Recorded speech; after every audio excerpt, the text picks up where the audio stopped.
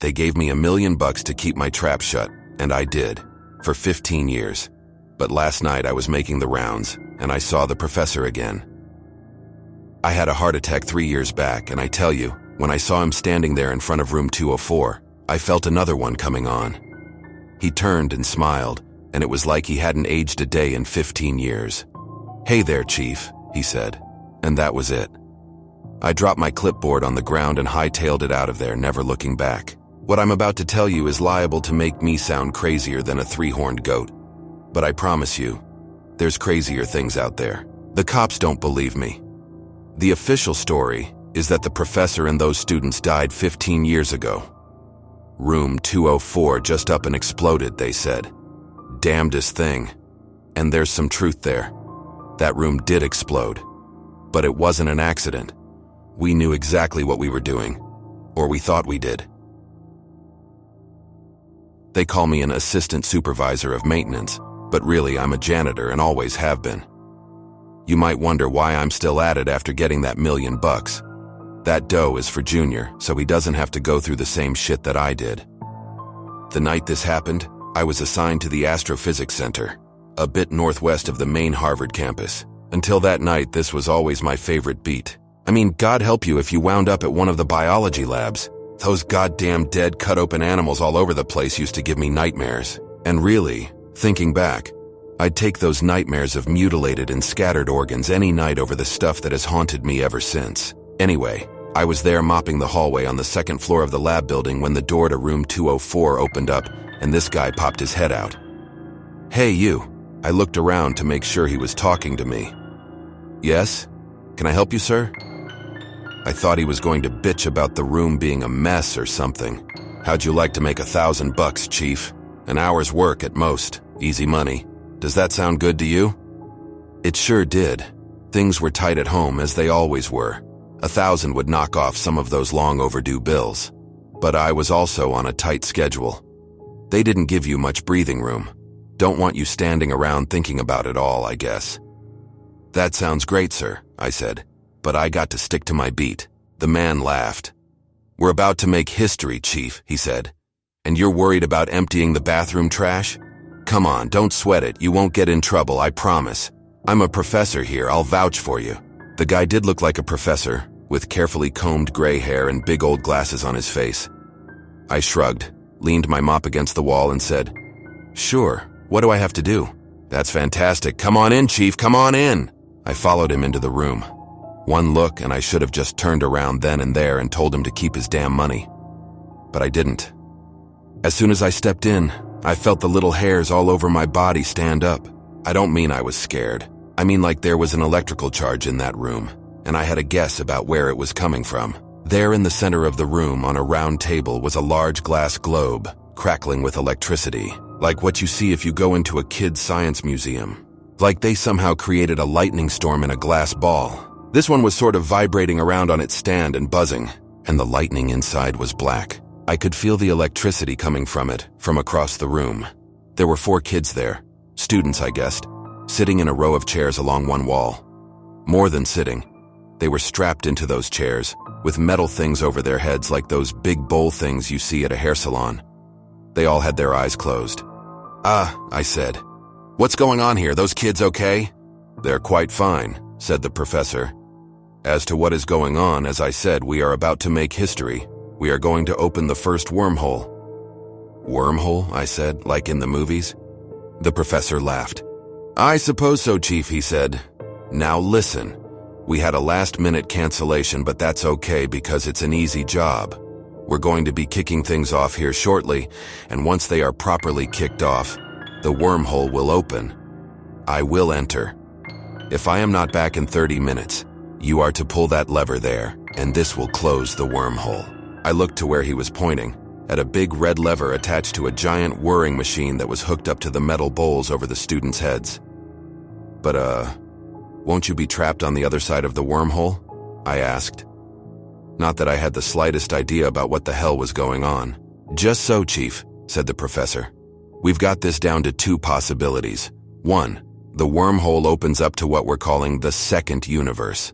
The best way that I can explain this possibility is that there is a different reality that exists on the other side of this one, the other side of an invisible wall. The wormhole will provide a door in that wall. And the other possibility? That the wormhole will open to a place that man was not meant to go.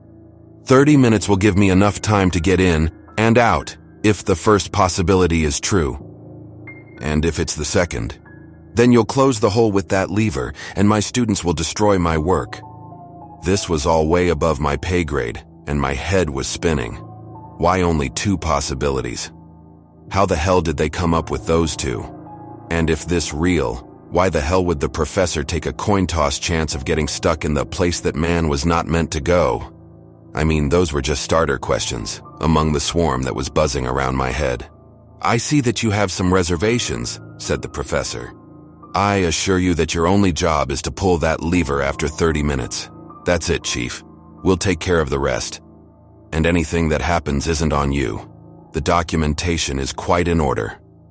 He tapped a folder that was sitting on the circular table. "And here, I'll write you a check now before we proceed." As he wrote out the check, I wondered if it would still be valid if he got swallowed up by the wormhole. I actually had that thought, as crazy as it sounds. It was still all so weird and abstract to me at that point. "Here," he said, handing over the check. "Let's do it, Chief. As soon as I enter that hole, give me exactly 30 minutes. On the dot. That's all you have to do." I took the check, mumbled a thanks, and watched as he walked over to the machine. He pulled the lever. There was a loud crackling sound, and I watched in unease as one by one the students' eyes shot open. There were no pupils there, like their eyes were rolled back in their sockets. "Hey now," I said, taking a step towards the machine. "They are quite fine," said the professor. "I assure you." Their jaws started to move like they were grinding their teeth. The professor took a jar of neon blue liquid from a shelf on the wall. He unscrewed the lid and poured the stuff over the electric globe on the round table. The thing started going crazy, and then the globe shattered completely, bits of glass flying through the air as shoots of black lightning zapped out into the room. I ducked down. I had had enough by then, and was ready to get the hell out of there. Then it happened. A fucking black hole appeared in the middle of the room, sucking in the bolts of electricity. It grew larger and larger, until it took up half the room. All I could hear was this rushing sound, like the world's largest vacuum cleaner running at full throttle. "Remember, Chief," shouted the professor with a wild look on his face, 30 minutes exactly." Then he stepped into the thing and was gone. At first, my mind was a mess, staring at that whooshing black hole that seemed hungry to suck everything in. I looked at the kids hooked up to the machine, their eyes rolled back. White holes, I guess they looked like, their jaws grinding away like crazy. It was too much to make sense of. I looked down at my watch. 15 minutes and 31 seconds had gone by since the professor got swallowed up by the wormhole.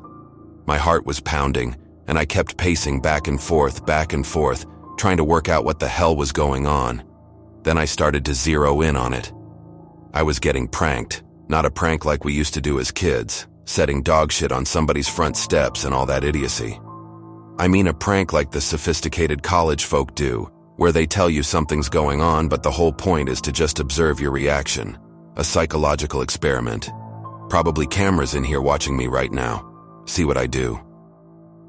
12 minutes to go. I saw a trickle of blood come down from one of the kids' nose. I leaned down to look at him closely. He was shaking a little bit, all over. If I throw that lever, this will all probably stop. Maybe that was the test.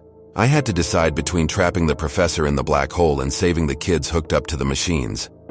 None of it was real, of course, but they didn't know that I knew that. But then screaming in the back of my mind was that voice. What if it is real? 10 minutes to go. The professor had promised me that the kids were all right. Another one started bleeding from the nose. If it wasn't real, it was a hell of a trick. Where did the professor go, if not through that black hole? I thought about touching it, but whenever I got close, I was filled with total terror. It sure seemed real.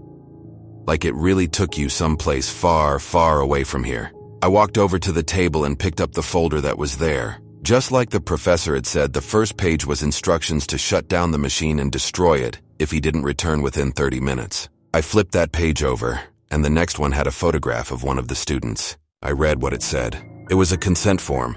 I, Jackson Stewart, acknowledge the possibility of my imminent death if I participate in this experiment. I am prepared to give my life to science. I flipped that page, and there were 3 more just like it. Now I'm no lawyer, but there was no way in hell that this experiment was legal, if it was real, even with those consent forms. So it probably wasn't real, and if it was, then the professor lied to me. He had said that the kids were fine. This folder was telling me something else. 2 minutes to go. I took a deep breath and paced the room, watching each second tick by. My mind was telling me that none of it was real, but my gut was screaming in horror. I just looked at my watch. It would be over soon enough, one way or the other. 30 seconds. I walked over to the machine and put my hand on the lever.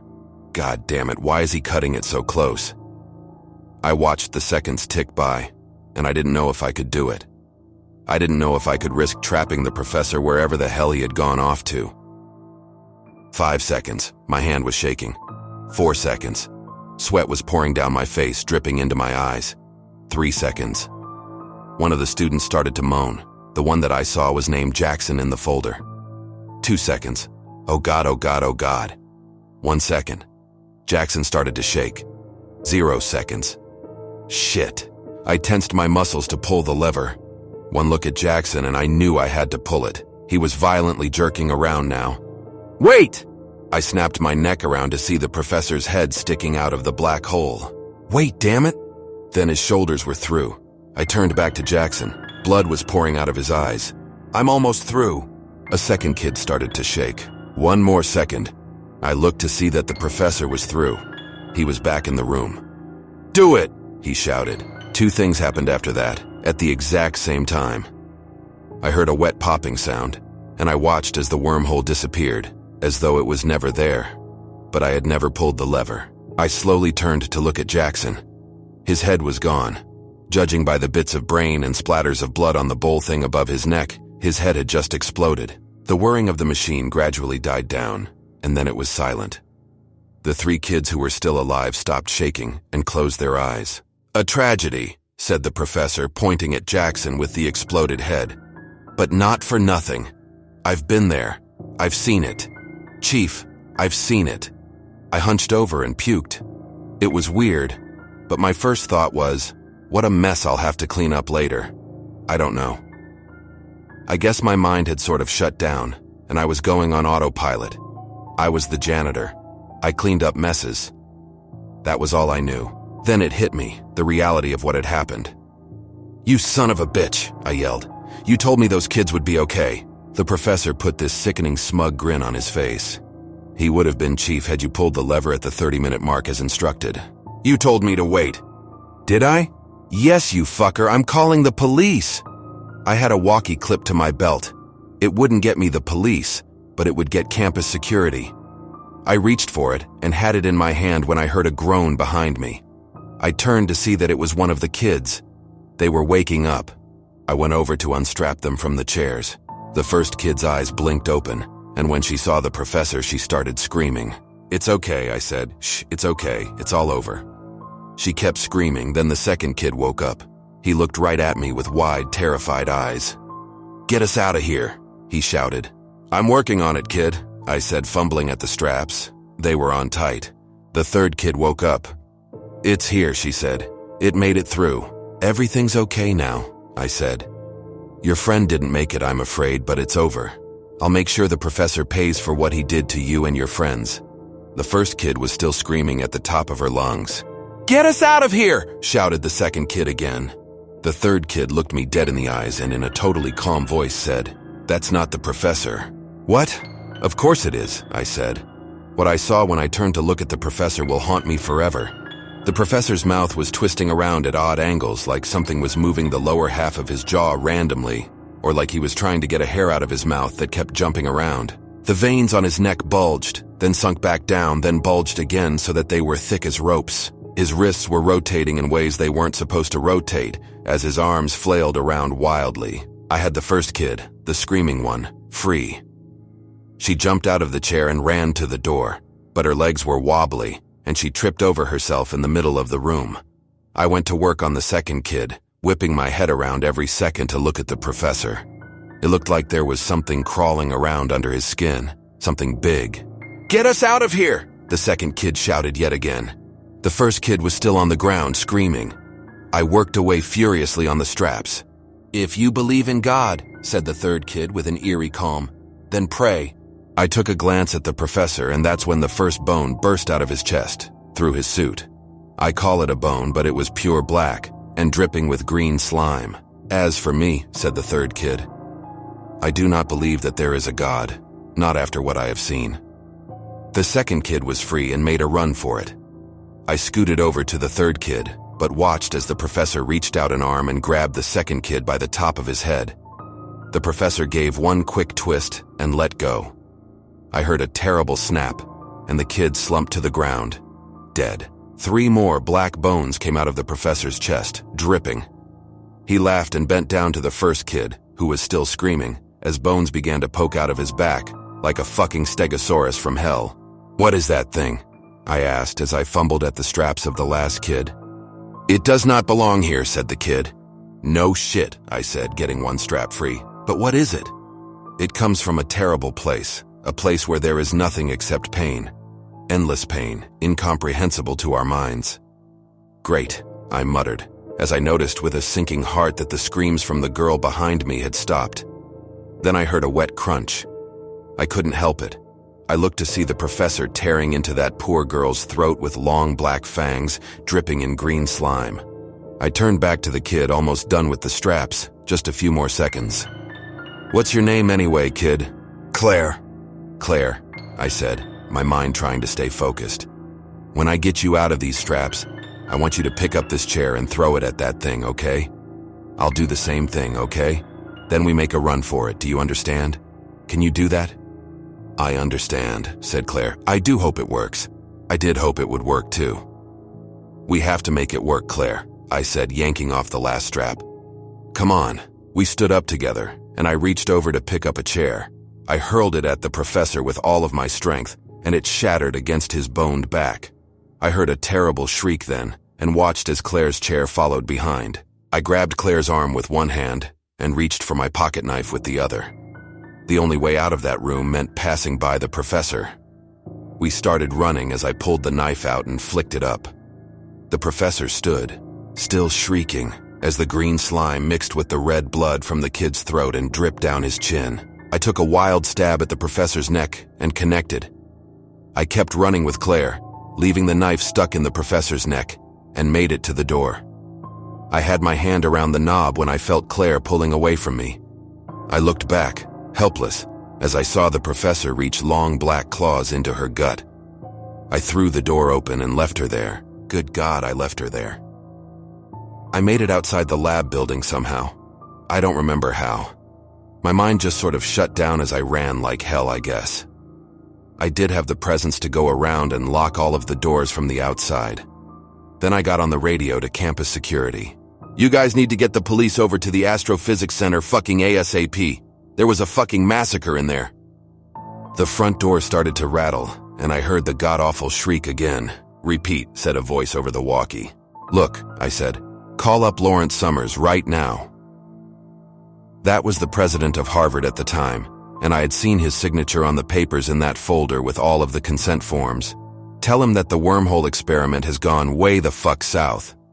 The rattling at the door stopped. I only prayed that that thing didn't figure out it could just break a window and crawl out that way.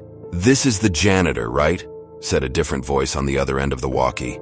"Is this a joke? The wormhole experiment? Have you been drinking? Call Lawrence Summers. If you don't, I promise you that you'll never be able to live with yourself. Do it now." There was a horrible pause. I heard the professor trying the side door now, shrieking once again. 10-4. A fleet of black SUVs pulled up 2 minutes later. A team of heavily armed men jumped out and ran past me, breaking the windows and jumping inside. I heard a stream of gunfire and screams, so many screams, and the professor's horrible shrieks. After a while, it was quiet, and a second team of men jumped through the broken windows. I didn't hear any more gunfire. I felt a hand on my shoulder and whipped around. A man was standing there. I don't remember a single thing about what he looked like, but I remember our conversation. "Tell me what happened," he said. I told him the full story, the same one that I've told you. "We are prepared to give you a lot of money to sign a NDA. NDA? Non-disclosure agreement. It means that you can never tell anybody about what happened here tonight." "How much?" $1 million. "And a promotion." The man paused. "You mean, you still want to work? Work here? After tonight?" "Somebody's got to clean up the shit," I said. "Fine, of course. And one more thing." "And what's that?" asked the man. "I want to know that this will never happen again. I want you to blow all of that shit up and burn all of the notes." "Of course. And I want to watch." "Of course," said the man. And so I thought it was over, but it's not. Last night I saw the professor again. He looked me right in the eyes, flashed that smug grin and said, "Hey there, Chief." That's when I ran the hell out of there. The police don't believe me. I've sent a dozen emails to Lawrence Summers' assistants. I've called every number that I've found listed for him. I haven't heard anything back. I don't know who else to turn to. I'm afraid the professor is going to open the wormhole again, and I'm afraid this time he might bring his friends back with him. If you enjoyed this video, please consider liking and subscribing to the channel. Thank you for watching, and I'll see you in the next one.